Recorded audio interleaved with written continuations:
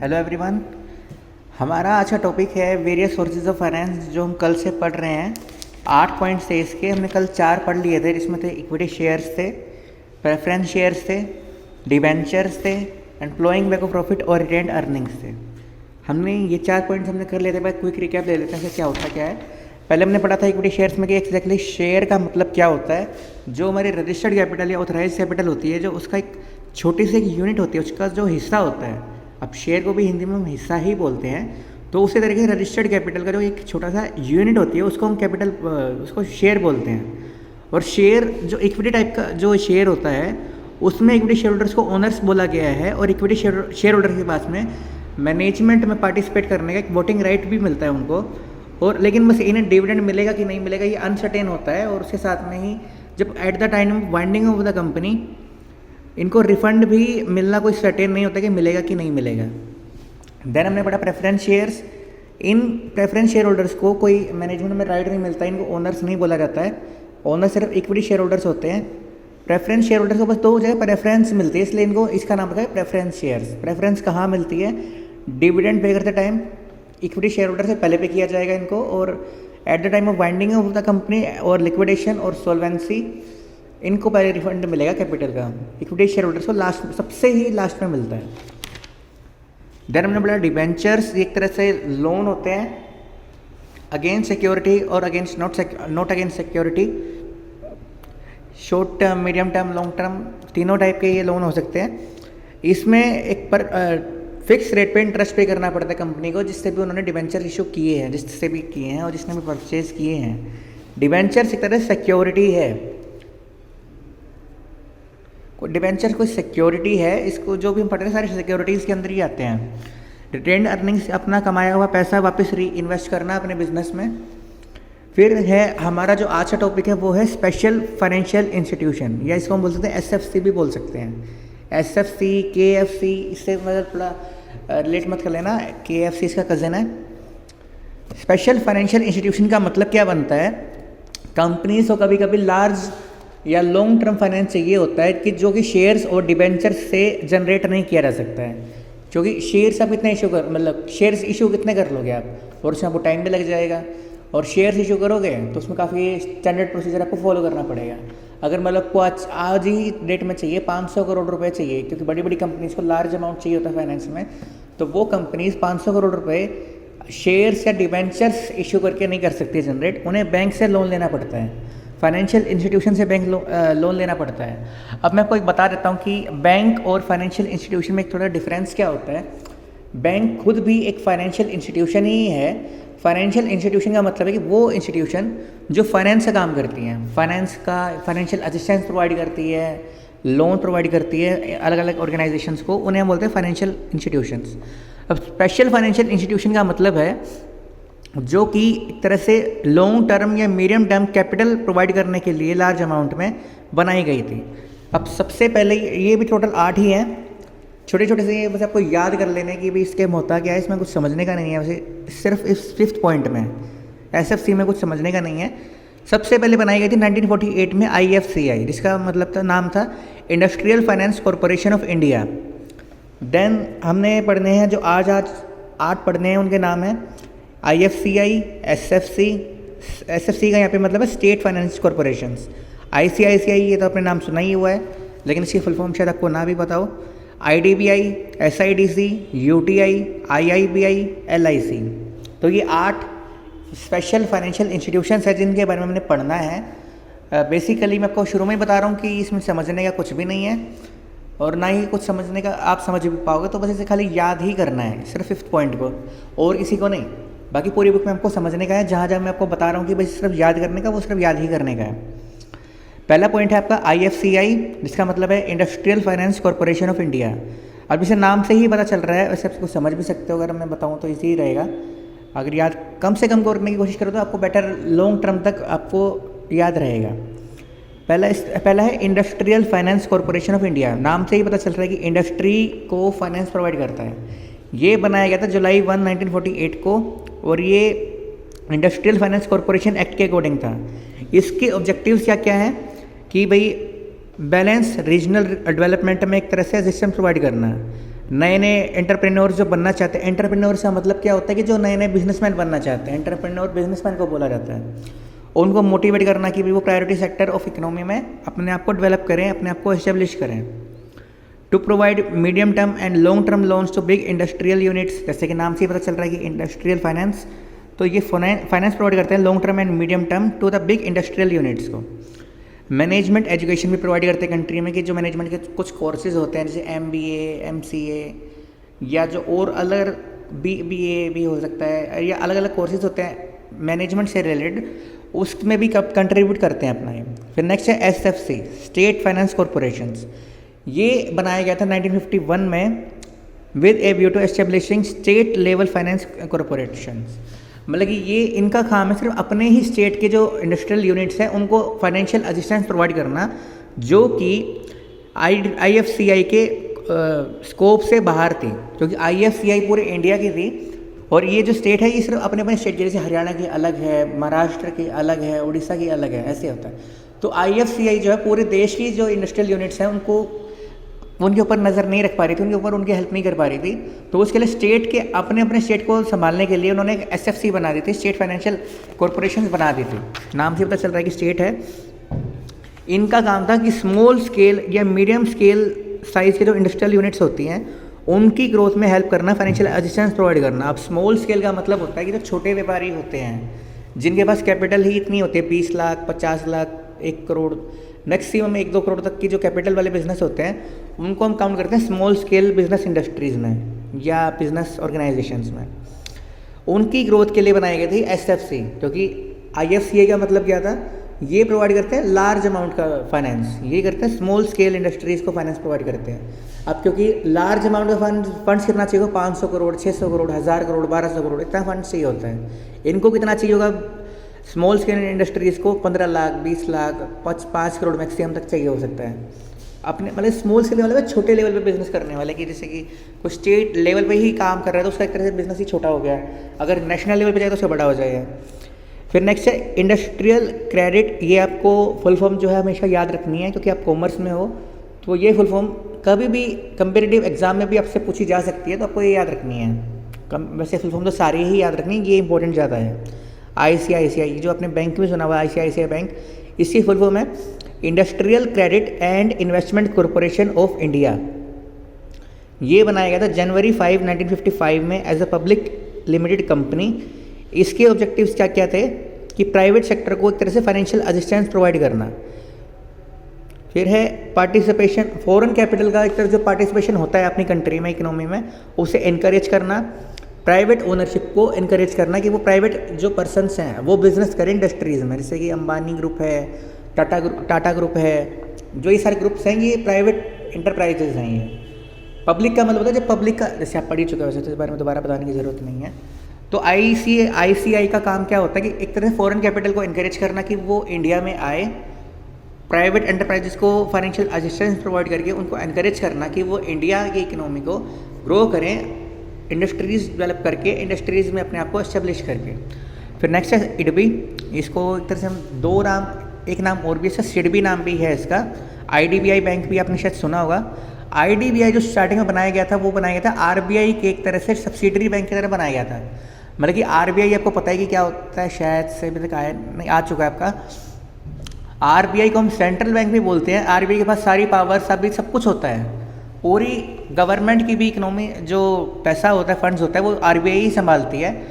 Currency छापना, banks को licence देना, banks को रेगुलेट करना, पॉलिसीज़ बनाना, गाइडलाइंस इशू करना, ये सारे काम RBI के होते हैं। उसके अंडर एक चीज़ और बनाई गई थी जिसका नाम था IDBI, मतलब कि industrial development bank of India.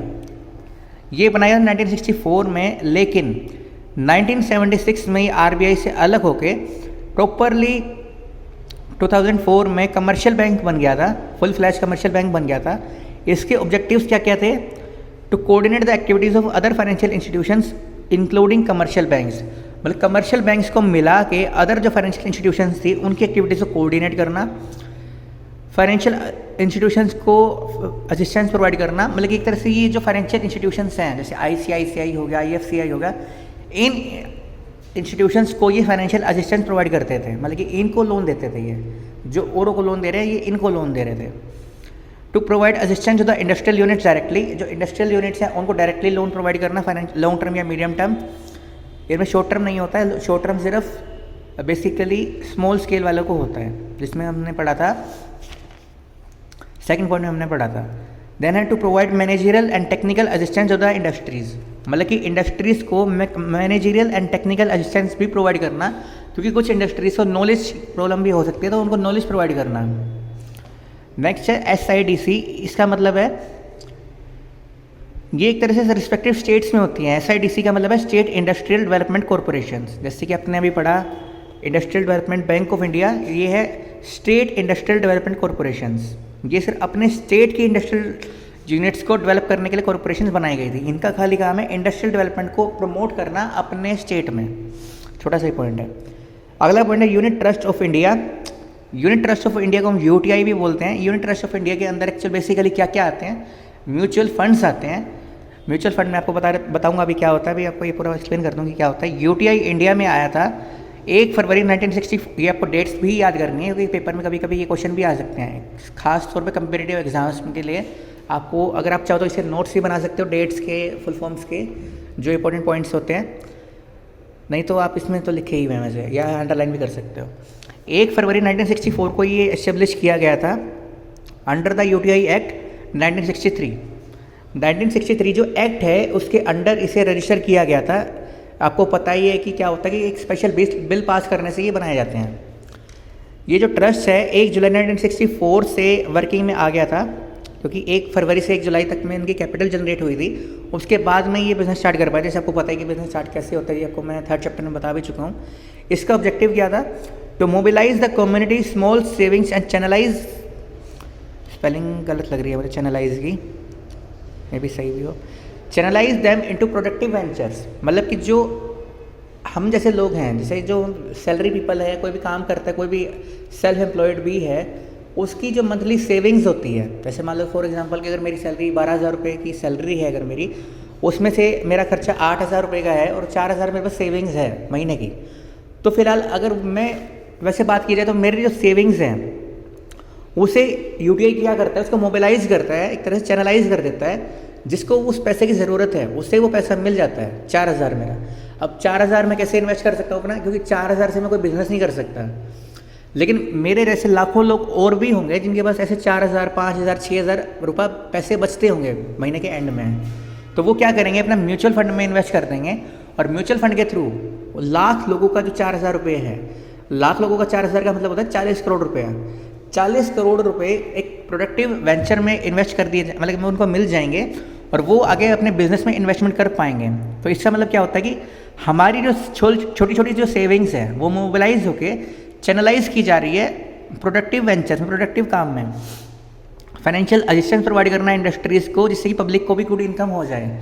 अब देखा जाए तो 4,000 से मैं कुछ नहीं कमा सकता, लेकिन अगर मैं म्यूचुअल फंड में इन्वेस्ट कर रहा हूँ तो मुझे भी उसके ऊपर रिटर्न मिलता है। मतलब कि ऐसा नहीं कि मुझे बैंक में जैसे 5-4% मिलता होगा, म्यूचुअल फंड में बहुत ज़्यादा इंटरेस्ट मिल जाता है, और वो भी बैंक में तो 3 महीने के बाद मिलता है, 6 महीने के बाद मिलता है, लेकिन इसमें आपको डेली मिलता है। इंटरेस्ट नहीं मिलता है, रिटर्न मिलता है। कभी कभी आपको नेगेटिव भी हो सकता है, तो ऐसा बात नहीं कि भाई आपको रोज़ ही पॉजिटिव मिलता होगा, लेकिन मोस्टली अगर आप ध्यान से इन्वेस्ट करोगे तो इसमें पॉजिटिव ही रहता है रिजल्ट्स। आप बहुत ही जल्दी अर्न कर सकते हैं म्यूचुअल फंड में, और आप कुछ अकाउंट खुलवाने की भी ज़रूरत नहीं होती, कुछ भी करने की ज़रूरत नहीं होती, बहुत सिंपल चीज़ है। तो UTI था एक तरह से पब्लिक को भी असिस्टेंस प्रोवाइड करती है कि वो एक तरह से अच्छा इनकम प्रोवाइड करता है पब्लिक को, और प्रोडक्टिव वेंचर में उनके जो इन सेविंग्स है उनको चैनलाइज कर देती है। नेक्स्ट है हमारा IIBI, इसका पहले नाम था industrial reconstruction corporation of India. अब रिकंस्ट्रक्शन आपने 3rd चैप्टर में पढ़ रखा है। रिकंस्ट्रक्शन का मतलब क्या होता है, जो 6 यूनिट्स होती हैं जो एक तरह से लॉस में चल रही होती हैं, उनको रिकंस्ट्रक्ट करना इनका काम होता है, उनको रिहेबिलिटेट करना, जिससे कि वो प्रॉफिट में आ जाएं या फिर उनका जो लॉस साइकिल है वो ख़त्म हो जाए। इसका नाम 1997 में रख दिया गया था industrial investment bank of India, क्योंकि ये इंडस्ट्रियल यूनिट्स को में इन्वेस्टमेंट करती थी। मतलब रिकंस्ट्रक्शन को हटा के इन्वेस्टमेंट कर दिया गया था, क्योंकि ये अपनी जो कैपिटल है उसमें से इन्वेस्टमेंट कर रही थी 6 यूनिट्स में, जिससे कि वो डेवलप हो सके, ग्रो हो सके, और लॉस साइकिल उनका ख़त्म हो सके। क्योंकि और लॉस में कोई यूनिट क्यों चलती है कि उनका मैनेजरियल पॉइंट ऑफ व्यू थोड़ा गलत होता है, ख़राब होता है, मैनेजमेंट करने नहीं आ पा रही होती है। तो ये मैनेजमेंट सिस्टम को भी इम्प्रूव करती हैं, फाइनेंस भी प्रोवाइड करती हैं लिबरल टर्म्स पे, कि मतलब कि ईजी टर्म्स पे, ज़्यादा हैवी इंटरेस्ट नहीं चार्ज करती हैं। और ऐसा नहीं कि भाई अपने इंटरेस्ट एक दो दिन मतलब एक दो महीने में अपने इंस्टॉलमेंट पे नहीं की तो आपको एनपी कर दिया जाएगा। एनपी का मतलब नॉन परफॉर्मिंग एसेट, ये मैं आपको फिर कभी बताऊंगा कि क्या मतलब होता है, कि आएगा ये पॉइंट शायद आएगा तो बताऊंगा। ये reorganisation of share capital of 6 unit, जो शेयर कैपिटल होती है उसका रीऑर्गेनाइजेशन करती है, रीस्ट्रक्चरिंग भी इसको हम बोल सकते हैं कि दोबारा बनाती है शेयर कैपिटल। रजिस्टर्ड कैपिटल जो होती है उसे रीफॉर्मेशन होता है उसका। फिर हमारा लास्ट पॉइंट है LIC, ये हम पढ़ भी चुके हैं। LIC का मतलब क्या होता है, लाइफ इंश्योरेंस कॉरपोरेशन, जो बनाया गया था 1956 में। इसके अंडर 256 एग्जिस्टिंग इंश्योरेंस कंपनीज को नेशनलाइज कर दिया गया था। इसके ऑब्जेक्टिव्स क्या क्या हैं? एक तरह से शेयर्स एंड डिबेंचर में सब्सक्राइब करना, अंडरराइटिंग एक्टिविटीज़ को में इन्वॉल्व होना, इंडस्ट्रियल यूनिट्स को डायरेक्ट लोन्स प्रोवाइड करना, और कम्युनिटी की सेविंग को इंडस्ट्रियल कंसर्न्स में एक तरह से चैनलाइज कर देना। ये था हमारा 5th पॉइंट SFC। देन हमारे 3 छोटे छोटे पॉइंट्स हो रहे हैं। पहला है पब्लिक डिपॉजिट्स। पब्लिक डिपॉजिट एक बहुत इंपॉर्टेंट सोर्स होता है बिजनेस फाइनेंस का। इससे बिजनेस ऑर्गेनाइजेशन जो होती हैं मीडियम टर्म और शॉर्ट टर्म फाइनेंशियल नीड्स को अपनी सेटिस्फाई कर सकती हैं। इसका मतलब क्या होता है, पब्लिक एक तरह से पब्लिक से लोन जनरेट कर रही है, लोन के थ्रू पैसा जनरेट कर रही है। अगर मान लो कि जो कंपनी है वो अगर बैंक से लोन जनरेट करी तो उसे हैवी इंटरेस्ट पे करना पड़ेगा, मतलब बहुत ज़्यादा इंटरेस्ट पे करना पड़ेगा। और अगर पब्लिक भी अपना पैसा जो है बैंक में जमा कराएगी तो उसे थोड़ा कम इंटरेस्ट मिलता है। तो यहाँ पे कंपनी क्या करती है, कंपनी इन पब्लिक डिपॉजिट पे फिक्स रेट पे इंटरेस्ट पे करती है पब्लिक को, लेकिन पब्लिक से जो पैसा लेती है उधार उस पर बैंक से कम इंटरेस्ट उनको पे करती है। लेकिन जितना पैसा पब्लिक अगर अपने बैंक अकाउंट में रखती तो उतना पैसा जितना पैसा इंटरेस्ट पब्लिक को मिलता उससे थोड़ा सा ज़्यादा कंपनीज पे करती है। तो ये एक तरह से दोनों का ही फ़ायदे की चीज़ हो जाती है कि कंपनी का थोड़ा खर्चा बच जाता है, कंपनी का इंटरेस्ट बच जाता है और पब्लिक को थोड़ा इंटरेस्ट ज़्यादा मिल जाता है। तो इसे बोलते हैं पब्लिक डिपॉजिट, कि पब्लिक से लोन के थ्रू पैसा जनरेट करना। इसमें टाइम रेंज होती है 6 months to 3 years, मतलब 6 महीने से लेकर 3 साल तक के लिए अगर आपको मतलब कि शॉर्ट टर्म या मीडियम टर्म फाइनेंस चाहिए होता है। क्योंकि मैंने आपको बताया कि शॉर्ट टर्म का मतलब होता है कि 1 साल तक का, और मीडियम टर्म का मतलब होता है 1 साल से 10 साल तक का। तो उसे हम बोलते हैं पब्लिक डिपॉजिट। ये बहुत एक इंपॉर्टेंट सोर्स होता है फाइनेंस का, कॉटन टेक्सटाइल मिल्स में भी। देन हमारा आता है कमर्शियल बैंक्स। कमर्शियल बैंक्स के बारे में भी हम पढ़ चुके हैं कि क्या होता है। 2 तरह के बैंक्स होते हैं, एक होता है सेंट्रल बैंक, एक होता है कमर्शियल बैंक्स। कमर्शियल बैंक्स वो होते हैं जो तरह से short term, medium term and long term finance provide करते हैं बिजनेस ऑर्गेनाइजेशंस को या इंडस्ट्रियल यूनिट्स को इन द फॉलोइंग मैनर। मतलब 4 तरीक़ों से वो फाइनेंशियल असिस्टेंस प्रोवाइड कर सकते हैं बिजनेस ऑर्गेनाइजेशंस को। पहला है ओवरड्राफ्ट। ओवरड्राफ्ट का मतलब होता है जब कस्टमर्स जिनका करंट अकाउंट होता है किसी भी बैंक में, उस करंट अकाउंट में मान लो फॉर एग्जांपल 12 करोड़ रुपए हैं तो वो 13 करोड़ रुपए उस अकाउंट से विड्रॉ कर सकते हैं। तो जो एक्सीडिंग लिमिट होती है 12 करोड़ से ज़्यादा जो अमाउंट वो निकाल पा रहे हैं उसे हम बोलते हैं ओवरड्राफ्ट या ODB इसको बोला जाता है। ये नॉर्मली फैसिलिटी सिर्फ उनको मिलती है जो रेप्यूटेड कस्टमर होते हैं बैंक के, हर एक को नहीं मिल पाती है। जिसका अकाउंट स्मूथ चल रहा होता है अकाउंट में, तो वही उनको ये फैसिलिटी वो एंजॉय कर सकते हैं। इसका मतलब क्या हुआ, customer who have current account with the banks are allowed to withdraw more money than lying in their account. The money withdrawn is in excess is called overdraft. Then a cash credit. Cash credit का मतलब कि पैसा उधार देना। Under this facility a bank grants the right to its customer to borrow money upon a certain limit against the security. मतलब हमें कोई security mortgage रख के उससे अगेंस्ट हमें लोन मिल जाता है बैंक से, मतलब शॉर्ट टर्म, मीडियम टर्म या लॉन्ग टर्म के लिए। Out of the sanction limit customer withdraws the amount according to his need. अगर फॉर एग्जांपल मैंने 5 करोड़ रुपए का लोन ले लिया किसी बैंक से, तो जब मुझे ज़रूरत होगी ना उतना अमाउंट है अपने अकाउंट से निकाल सकता हूँ। मुझे ज़रूरी नहीं कि 5 करोड़ आज ही निकालना पड़ेगा, और जो मैं पैसा विड्रॉ करूँगा सिर्फ मुझे उस पर ही इंटरेस्ट पे करना है, 5 करोड़ पे आज से ही पे नहीं करना है। फिर नेक्स्ट आता है शॉर्ट टर्म लोन्स। अब बैंक्स अपने कस्टमर को शॉर्ट टर्म लोन्स भी प्रोवाइड करता है लंप सम अमाउंट में। जैसे इसमें मैंने बताया कि वो जब ज़रूरत होगी इसको तब विड्रॉ कर सकता है, लेकिन इसमें लंप सम का मतलब होता है कि एक टाइम पे पेमेंट कर देना। लास्ट पॉइंट है फिर इसका, लास्ट ऑब्जेक्टिव जो लास्ट फंक्शन है इसका, डिस्काउंटिंग ऑफ बिल रिसीवेबल। अब बिल रिसीवेबल का मतलब क्या होता है कि अगर मुझे किसी से पैसा मिलने वाला है, मेरे पास वो बिल रिसीवेबल है, अगर मैंने किसी को पेमेंट करनी है, अभी सामान उधार खरीदा है मैंने, तो उसे हम बोलते हैं बिल्स पेएबल। वो लाइबिलिटी होती है, ये एसेट होती है। अगर मेरे पास किसी का बिल है जो मुझे किसी से पेमेंट करनी है लेकिन अभी नहीं मिलनी है, बाद में मिलनी है, तो ये बैंक्स उसको डिस्काउंट कर देंगे, उसको एक तरह से डिस्काउंटिंग रेट पे मुझे पेमेंट मिल जाएगी और बिल रिसीवेबल बैंक रख लेगा। फिर हमारा लास्ट सोर्स ऑफ फाइनेंस है वो है ट्रेड क्रेडिट। अब ट्रेड का मतलब होता है बाइंग और सेलिंग, और क्रेडिट का मतलब है उधार। तो जो भी हम सामान उधार खरीदते या बेचते हैं उसे हम बोलते हैं trade credit.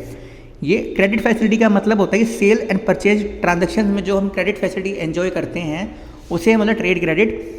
Credit purchase is a kind of short term finance. अगर हम सामान उधार खरीद रहे हैं तो वो एक तरह शॉर्ट टर्म फाइनेंस हमें प्रोवाइड कर रहा है, क्योंकि हमें मतलब फॉर एग्जांपल हमें रॉ मटेरियल खरीदना है, हमें लेबर को सैलरी या वेजेस भी पे करने हैं और हमारे पास 5 लाख रुपए हैं, 5 लाख रुपए की ही वेजेस हैं और रॉ मटेरियल आएगा 5 लाख रुपए का। टोटल बेसिकली हमें चाहिए 10 लाख रुपए हमें चाहिए, हमारे पास 5 लाख रुपए हैं।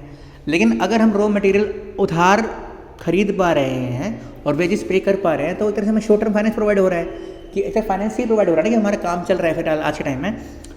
तो उस पर क्या हो सकता है कि goods purchase on credit are used immediately but their payment is made after time some time. इन ये जो ट्रांजेक्शन्स होती हैं इनका जो क्रेडिट पीरियड होता है कि वापस जो पेमेंट रिपेमेंट पीरियड जो होता है वो डिपेंड करता है सेलर के ऊपर कि सेलर कितना टाइम के लिए वो उधार दे रहा है हमको सामान। For how many days credit facility is to be made available is decided by the seller. तो ये होता है आपका ट्रेड क्रेडिट। और इसी साथ में आपका जो टॉपिक है आज का पूरा हो रहा है, क्योंकि जो अगला पॉइंट है लास्ट जो सोर्स ऑफ फाइनेंस है ICD इंटर कॉर्पोरेट डिपॉजिट्स, ये आपका सिलेबस से कट ऑफ हो चुका है तो ये आपको नहीं करना है। वैसे आपको बेसिकली बता देता हूँ कि क्या होता है। इंटर कॉर्पोरेट डिपॉजिट्स में जो कंपनीज होती हैं, जो कॉर्पोरेट यूनिट्स होती हैं, वो एक दूसरे यूनिट्स में डिपॉजिट रखती है कि एक दूसरे यूनिट से पैसा जनरेट कर रही है लोन से, जैसे पब्लिक डिपॉजिट होता है वैसे सेम इंटर कॉर्पोरेट डिपॉजिट होता है। इंटर कॉर्पोरेट का मतलब होता है कि एक जो कंपनी है दूसरी कंपनी से डिपॉजिट रख रही है, उनके बदले में उनको इंटरेस्ट पे कर रही है। तो ये था आपका ICD। कल हम पढ़ेंगे GDR, ADR एंड IDR और इसी के साथ में कल आपका ये 7 चैप्टर कंप्लीट हो जाएगा। Thank you.